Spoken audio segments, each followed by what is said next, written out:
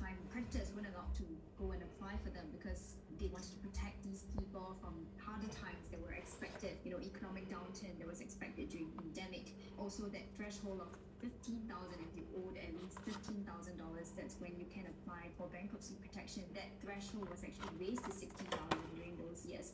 So that increase could actually be because these help that was actually introduced during COVID years will have actually been slowly removed. And also bankruptcy protection, what does that mean for people who are applying for that? That really means that their debt is frozen and it cannot continue to accumulate. What that really means is also that the interest is kind of frozen there, and creditors will not be allowed to charge any more interest on what they already owe, because it can get quite overwhelming if you already owe a certain amount and interest is continually charged on that amount with no ability to pay for that. COE premiums have fallen across all categories except for larger cars. In Category B, COE prices for smaller cars dropped by about $500 to close at just over $88,000. Premiums for larger cars went up by about $2,500 to end at just over $108,000. The largest price fall was in goods, vehicles and buses, down $3,300 to close at $78,200.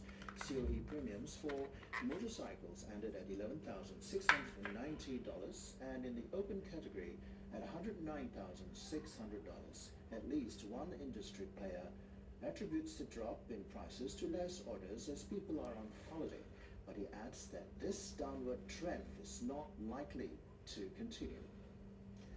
A man who was cleared of 3 charges of molestation and insulting modesty in state courts had his acquittals overturned by a High Court judge.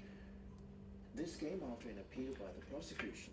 56-year-old Chen Chi-beng has now been convicted of 3 charges of molestation and 1 charge of insulting a woman's modesty. The offences were committed against his staff on 3 separate occasions at work between August 2018 and January 2019. The victim lost her job after making a police report against Tan, who was one of the directors of the company. He will be sentenced at a later date. Singapore and Jiangsu are deepening their cooperation in green development and innovation. They'll go into fields like renewable energy, wastewater treatment, and ready-to-eat meals. It's part of 16 agreements signed at the 16th Singapore-Jiangsu Cooperation Council. Both sides will jointly train civil servants and exchange knowledge in areas like intellectual property protection and management. The zero-carbon industrial park is in the works. We're also looking into the issue of an aging population in China. To tackle it, there are plans for assisted living services, community support, and home care. The Suzhou Industrial Park in Jiangsu will see more projects adopting green design and green technology R&D. Bilateral trade between both sides reached about $17.3 billion in the first 9 months of this year. That's an increase of over 12% on year. Co-chair of the Singapore-Jiangsu Cooperation Council, Indranee Raja, says there are many areas for collaboration. With the positive momentum achieved in the above pathfinding projects, we can step up and scale our collaboration in green development in other parts of Jiangsu.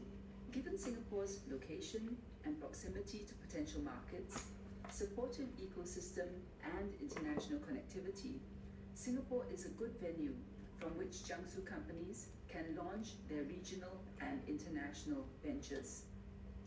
The only Singaporean footballer to play at the Olympics, Chia Boon-leong, has died. He was 97. Nicknamed Twinkle Toes for his dribbling skills, he represented China at the 1948 Olympic Games in London. With the Singapore team, Chia won 3 straight Malaysia Cups from 1950 to 1952.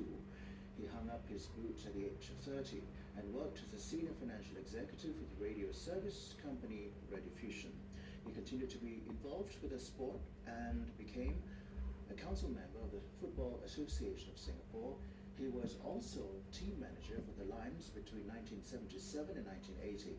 Culture, Community and Youth Minister Edwin Tong says, while most Singaporeans never got to witness Chia's legendary feints and footwork, we can share his passion for the sport. and his contributions to the country's football folklore. The Philippines has expressed a serious concern over a report that China has started reclaiming several unoccupied land features in the disputed South China Sea. Reports citing Western officials say new land formations have emerged around the contested Spratly Islands. That's where a Chinese vessel with a hydraulic excavator was seen operating over the years. The Philippine Foreign Ministry says such activities contravene international documents signed previously on maritime issues. Agencies have been asked to investigate. Shahida Osman reports. Beijing claims almost all of the resource-rich waterway through which trillions of dollars in trade passes annually.